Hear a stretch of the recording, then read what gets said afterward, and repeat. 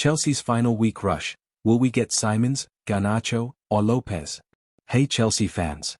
Welcome back to another transfer update here at Chelsea HQ View. We're in the final stretch of the transfer window now, and things are getting pretty crazy at Stamford Bridge.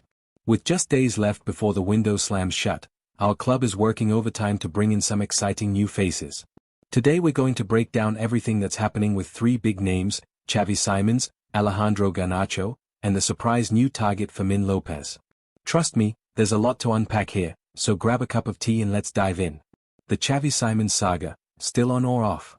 Let's start with the big one, Xavi Simons. This deal has been going on for what feels like forever, hasn't it? We've been linked with the RB Leipzig star for months now, and it's been one of those transfers that just keeps dragging on and on. So what's the latest? Well, according to transfer guru Fabrizio Romano, Chelsea are still very much in the hunt for Simons. The good news is that he remains one of our top two priority targets alongside Garnacho. The not so good news? It's getting complicated. Here's what we know for sure. Chelsea are still talking to Leipzig about Simons. The player wants to join us. Personal terms aren't the problem. The issue is making room in our squad and budget. But why is it taking so long? The main problem seems to be that we need to sell players first. According to recent reports, we can only bring in both Simons and Garnacho if we manage to move on some of our current squad members. Names like Nicholas Jackson, Christopher Nkunku, and Tariq George have been mentioned as possible departures. This is where it gets interesting. Yesterday, The Athletic reported that we might need to sell Nkunku back to RB Leipzig to make the Simons deal work.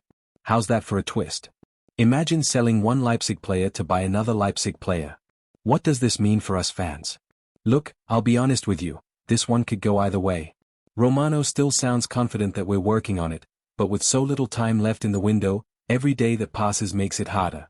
The fact that we're also looking at other options like Fermin Lopez suggests that maybe the club isn't 100% sure the Simons deal will happen.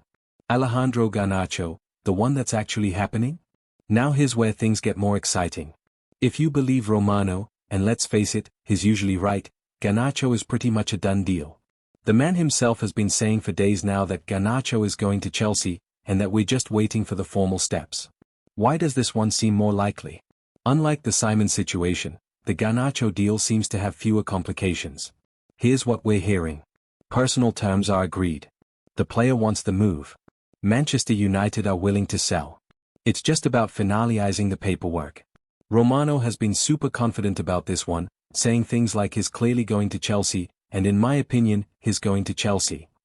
When Romano talks like that, it usually means the deal is very close. What would Garnacho bring to Chelsea? For those who haven't watched much of Garnacho, let me tell you, this kid is special. He's quick, he's direct, and he's got that spark that can change games. At just 21, he's already shown he can perform at the highest level in the Premier League. Think about it, we've been crying out for more pace and directness in our attack. Garnacho could be exactly what we need on the wings. He's the kind of player who gets fans off their seats, and honestly, we could use a bit more of that excitement at Stamford Bridge. Will United really let him go? This is the million-pound question, isn't it? United aren't exactly known for selling their best young talents to other Premier League clubs. But here's the thing, if they need the money and Garnacho wants to leave, they might not have much choice. United have their own financial pressures, and if Chelsea are offering good money for a player who wants out, it might make business sense for them to sell. Plus, they've got other wingers coming through their system. The Fermin Lopez surprise, Plan B or Plan A. Now this is where yesterday got really interesting. Out of nowhere, we started hearing about Chelsea making contact with Barcelona's Fermin Lopez. At first, many of us thought this might mean we were giving up on Simons. But according to Romano, that's not the case. Who is Fermin Lopez anyway? If you're scratching your head wondering who this guy is, don't worry, you're not alone. Lopez is a 21-year-old attacking midfielder who's been making waves at Barcelona. He's versatile, creative, and has been getting more and more game time at the Camp Nou. The thing about Lopez is that he's exactly the kind of player Barcelona usually don't want to sell, young, talented, and coming through their system. But football is funny sometimes, and if Barcelona need money, which they usually do, they might be tempted by a good offer. What's actually happening with this deal? According to Romano, here's what went down. Chelsea contacted Lopez's agent directly.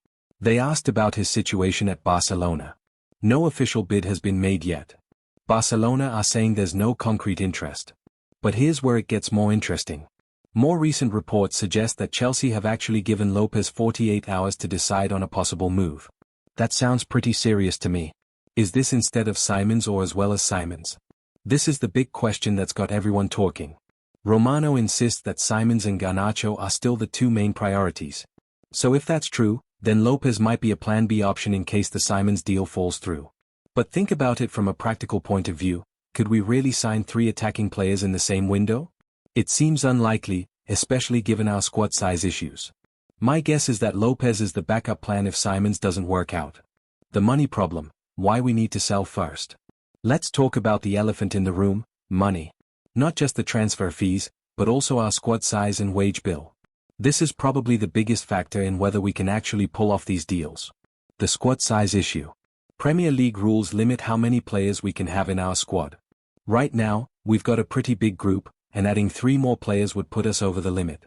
That's why we're hearing about needing to sell Jackson, Nkunku, or George first. It's not just about having too many players, it's about having too many players in certain positions. We already have plenty of attacking options, so bringing in more means some of the current guys have to go. The financial fair play question. Then there's the money side of things. We've spent a lot in recent transfer windows, and there are always financial fair play rules to think about. Selling players before buying new ones helps balance the books and keeps us within the rules. This is probably why the Nkunku to Leipzig story makes sense.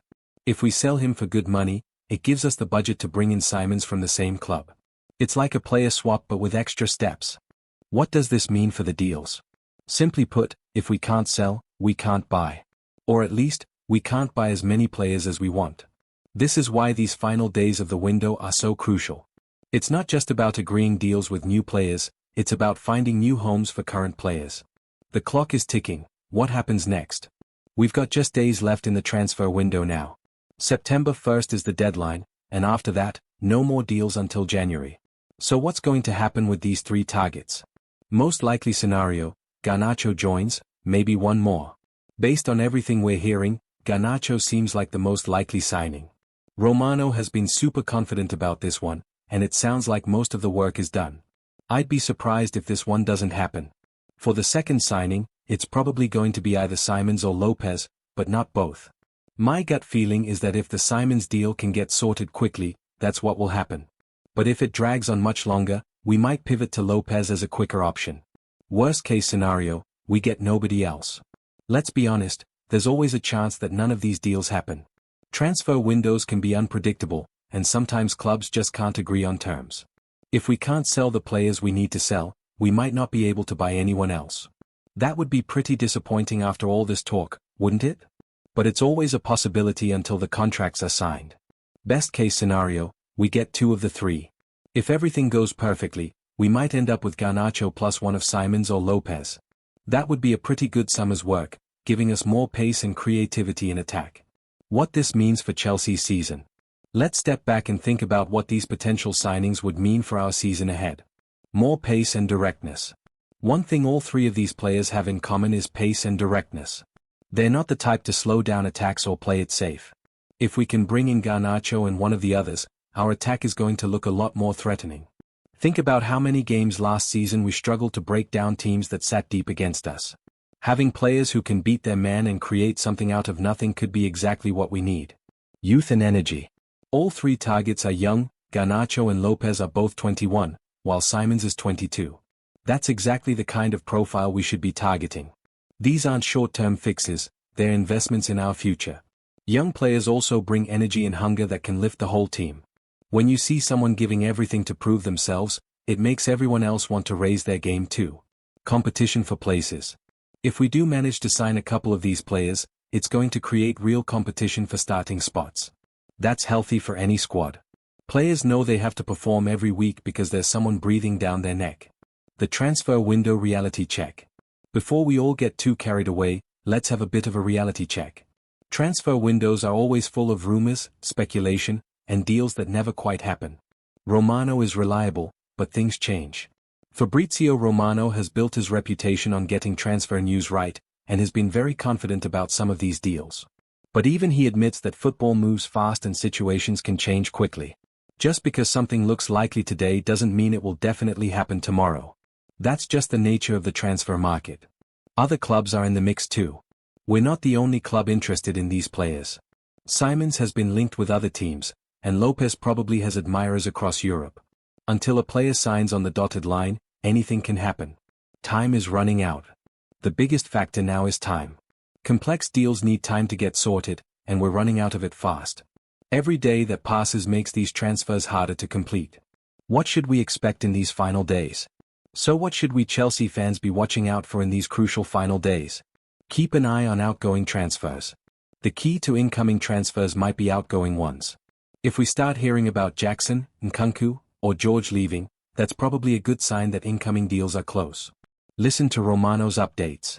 Like it or not, Romano has become the go-to source for Chelsea transfer news. If he starts sounding less confident about any of these deals, that's probably a warning sign. Don't believe everything you read. Transfer deadline days always bring loads of rumors and speculation. Some of it will be true, some of it won't. Try not to get too carried away with every little story that comes out. Be prepared for disappointment. I know that sounds negative, but it's better to be realistic. Not every deal that looks likely actually happens. If we don't get all the players we want, it's not the end of the world. The bigger picture for Chelsea. Whatever happens with these specific transfers, let's not forget the bigger picture. We've already had a busy summer, and the team is still developing under our current management. Building for the future. Whether we get all of these targets or none of them, the club is clearly trying to build something for the long term. The focus on young, talented players shows we're thinking beyond just this season. Trust the process. It's easy to get frustrated when transfers take a long time or don't happen at all. But remember, the people making these decisions see more than we do. Sometimes a deal that looks great from the outside isn't so great when you see all the details. The season starts regardless. Whatever happens in these final days, we'll still have a season to play.